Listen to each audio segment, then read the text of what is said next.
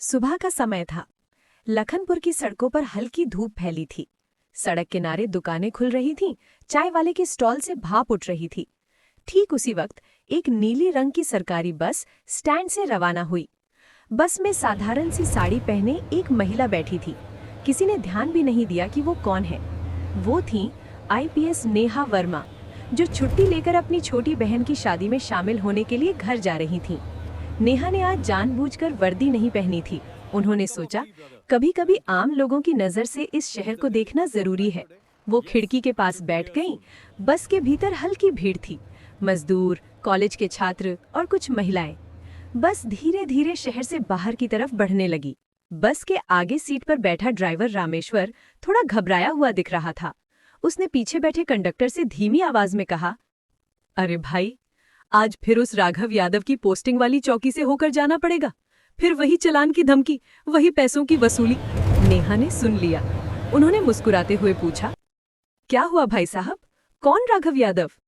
Driver ने कहा, madam, वो इंस्पेक्टर है, पर असली काम कानून नहीं, बस पैसों की वसूली है। जिसे देखो रोक देता है।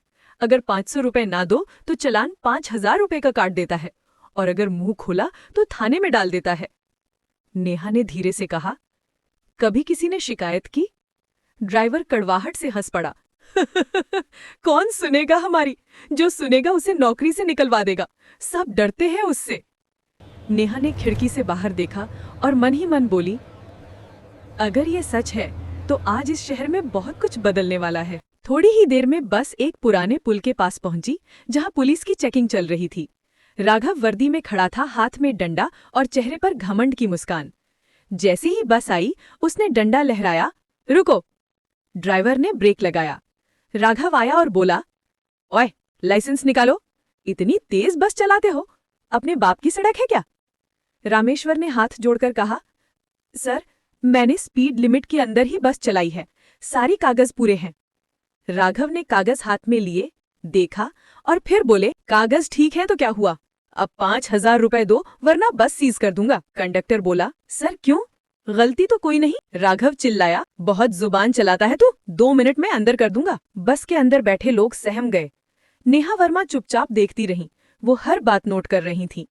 ड्राइवर कांपते हुए बोला, सर, मेरे पास 5000 रुपए नहीं है, आप दया करें। राघव ने हंसते हुए कहा, दया? पुलिस से दया मांगता है तू? और उसने जोर से ड्राइवर के गाल पर एक थप्पड़ जड़ दिया। बस में खामोशी छा गई। कुछ महिलाएं डर के मारे रो पड़ीं। अब नेहा उठी। उन्होंने शांत पर ठंडी आवाज में कहा, इंस्पेक्टर साहब, आप बिना गलती किसी को थप्पड़ नहीं मार सकते, ये कानून के खिलाफ है। राघव ने मुड़कर देखा और बोला, ओह, तो अब कोई समझाने आई है मुझे कानून? तू कौन है, वकील है क्या? नेहा ने कहा, मैं एक आम नागरिक हूं, लेकिन इतना जानती हूं कि आपका ये व्यवहार गलत है। राघव गुस्से में बोला, बहुत अकड़ है तेरे में, चल थाने। आज दोनों को मजा चखाता हूं, तुझे भी और इस ड्राइवर को भी। उसने हवलदारों को आदेश दिया और बस से ड्राइवर व नेहा दोनों को थाने ले जाया गया। थाने के अंदर बदबूदार हवा, गंदा कमरा और कोने में लकड़ी की कुर्सी। राघव कुर्सी पर पैर फैलाकर बैठा था।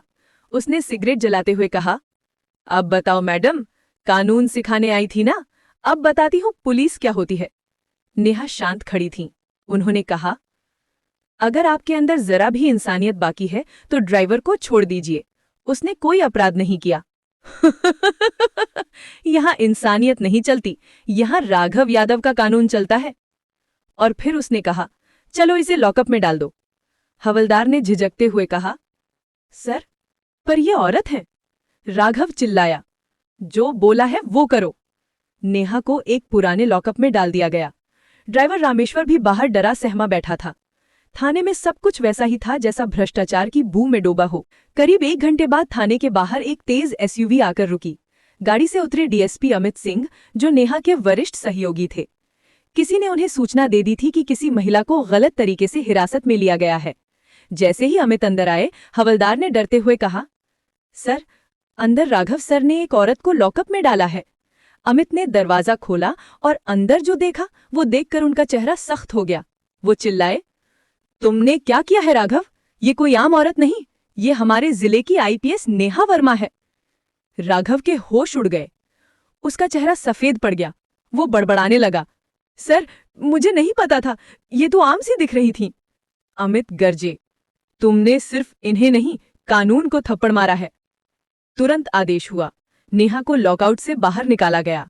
अगली सुबह शहर के मुख्य हॉल में प्रेस मीट रखी गई। डीएम कबीर मेहरा, डीएसपी अमित सिंह और आईपीएस नेहा वर्मा मंच पर बैठे थे। सामने मीडिया, नागरिक और पुलिस विभाग के अधिकारी, और कोने में सिर झुकाए राघव यादव। डीएम बोले, अब आईपीएस नेहा वर्मा अपनी गवाही देंगी। नेहा खड़ी हुई। हॉल में सन्नाटा था। नेहा बोली, कल जो कुछ मेरे साथ हुआ वो सिर्फ मेरे साथ नहीं, इस जिले की हर उस गरीब जनता के साथ हुआ जिन्हें इंसाफ की जगह लूट मिली है। मैंने अपनी आंखों से देखा कि कैसे एक वर्दीधारी व्यक्ति कानून को तोड़ रहा है, कैसे मेहनतकश लोगों को डराकर पैसे ऐंठ रहा है। मैं चुप रही ताकि मैं उसकी असलियत को बेनकाब कर सकूं। आज मैं इस मंच से कहना चाहती हूं, वर्दी का मतलब है सेवा और सुरक्षा, न कि घमंड और अत्याचार। हॉल तालियों से गूंज उठा। फिर ड्राइवर रामेश्वर को बुलाया गया। वो कांपते हुए आगे आया। उसकी आंखों में आंसू थे। साहब, मैं तो एक गरीब ड्राइवर हूं, रोज मेहनत करता हूं ताकि अपने बच्चों को 2 वक्त की रोटी दे सकूं, लेकिन इंस्पेक्टर राघव जैसे लोग हमें लूटते हैं। कल अगर मैडम बस में ना होती तो आज मेरा ऑटो, मेरा घर सब खत्म हो जाता। उसकी आवाज रुंध गई। पूरा हॉल भावुक हो गया।